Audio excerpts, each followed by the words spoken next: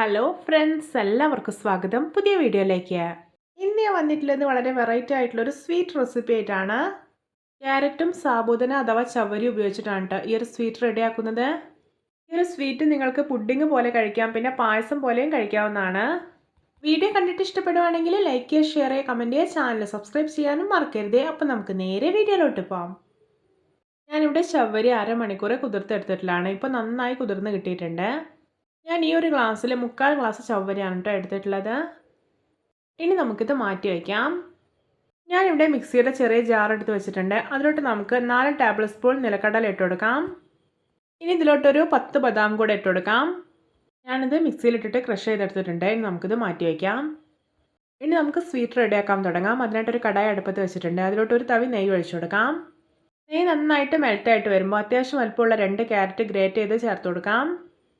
എന്നിട്ട് ഈ ക്യാരറ്റ് നന്നായിട്ടൊന്ന് വഴറ്റിയെടുക്കാം. ഇനി ഇതിലോട്ടൊരു 1/2 ടേബിൾ സ്പൂൺ ഏലക്കാപ്പൊടി ചേർത്ത് കൊടുക്കാം. എന്നിട്ട് വീണ്ടും നന്നായിട്ട് വഴറ്റാം. ഇപ്പോൾ ഇതാ ക്യാരറ്റിൻ്റെ കളറൊക്കെ ചേഞ്ച് ആയിട്ട് പാകത്തിന് വഴന്നു വന്നിട്ടുണ്ട്.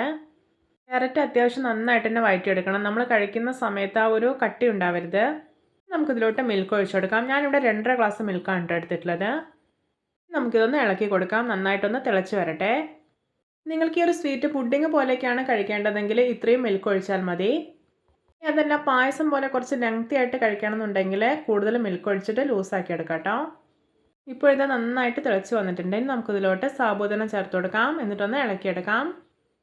കുറേ സമയം ഇട്ട് ഇളക്കാൻ നിൽക്കരുത്, കാരണം സാബൂദന നമ്മൾ കുതിർത്തെടുത്തിട്ടുള്ളതാണ്. അതുകൊണ്ട് തന്നെ വേവ് വളരെ കുറവേ ഉള്ളൂ. ഈ ഒരു സ്വീറ്റ് കഴിക്കുമ്പോൾ വളരെ ചെറുതായിട്ട് നമുക്ക് സാബൂദന ഒന്ന് കടിക്കാൻ പറ്റുന്ന പാകത്തിലായിരിക്കണം. നന്നായിട്ട് ഉടച്ച് കളയരുത്. ഇനി നമുക്കിതിലോട്ട് പൊടിച്ച് വെച്ചിരിക്കുന്ന നിലക്കടലയും ബദാമും ഉണ്ടല്ലോ, അത് ചേർത്ത് കൊടുക്കാം. ഇനി ഇതിലോട്ടൊരു 1/2 ടേബിൾ സ്പൂൺ ഏലക്കപ്പൊടി കൂടെ ചേർക്കുന്നുണ്ട്. എന്നിട്ടൊന്ന് ഇളക്കിയെടുക്കാം. നമുക്കിതിലോട്ട് മധുരത്തിന് ആവശ്യമായിട്ടുള്ള ശർക്കരപ്പാനി ഒഴിച്ചു കൊടുക്കാം. ഞാൻ 3 അച്ച് ശർക്കര ഉരുക്കിയെടുത്തിട്ടുള്ളതാണ്. 3/4 ഗ്ലാസ് ശർക്കരപ്പാനിയാണുള്ളത്. നമുക്കിത് നന്നായി ഒന്ന് മിക്സ് ചെയ്തെടുക്കാം. ഇനി ഇതൊരു 2-3 മിനിറ്റ് കൂടെ അടുപ്പിൽ വെച്ചാൽ മതി. ഒന്ന് തിളച്ച് വരട്ടെ. ഇപ്പോൾ ഇതാ തിളച്ച് വരുന്നുണ്ട്. ഇനി നമുക്കിതിലോട്ടൊരു 1.5 ടേബിൾ സ്പൂൺ മിൽക്ക് മെയ്ഡ് ചേർത്ത് കൊടുക്കാം. മിൽക്ക് മെയ്ഡ് ഓപ്ഷണലാണ്, നിങ്ങൾക്ക് ഇഷ്ടമുണ്ടെങ്കിൽ മാത്രം ചേർക്കുക. പക്ഷേ ചേർത്ത് കഴിഞ്ഞാൽ നല്ല ടേസ്റ്റാണ് ഉണ്ടാവുക. ഇതൊന്ന് ഇളക്കി കൊടുത്തതിന് ശേഷം നമുക്ക് ഫ്ലെയിം ഓഫ് ആക്കാം.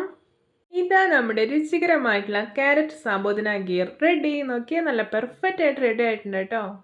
കാണാൻ തന്നെ എന്തൊരു ഭംഗിയാണല്ലേ, കാണുമ്പോൾ തന്നെ കഴിക്കാൻ തോന്നില്ലേ. സൂപ്പർ ടേസ്റ്റി ആട്ടോ, അതിലൊരു സംശയമില്ല. നിങ്ങൾ എന്തായാലും ഒരു തവണയെങ്കിലും ഇത് ഉണ്ടാക്കി നോക്കണം. ഒരിക്കൽ നിങ്ങൾ ഇതിൻ്റെ രുചി അറിഞ്ഞു കഴിഞ്ഞാൽ പിന്നെ ഇടയ്ക്കിടയ്ക്ക് ഉണ്ടാക്കും. അത്രയേറെ രുചികരമായിട്ടുള്ളൊരു സ്വീറ്റാണിത്. പിന്നെ നിങ്ങൾക്കിതിൽ ശർക്കരയ്ക്ക് പകരം പഞ്ചസാര ചേർക്കാവുന്നതാണ്. പക്ഷേ ശർക്കര ചേർക്കുമ്പോഴാണ് നല്ല ടേസ്റ്റ് ഉണ്ടാവുക. അപ്പോൾ എല്ലാവർക്കും എൻ്റെ ക്യാരറ്റ് സാബൂദന ഗീർ ഇഷ്ടപ്പെട്ടെന്ന് വിചാരിക്കുന്നു. നമുക്കിനിയും ഇതുപോലെയുള്ള വെറൈറ്റി വീഡിയോകളായി വീണ്ടും കണ്ടുമുട്ടാം. Okay, bye bye.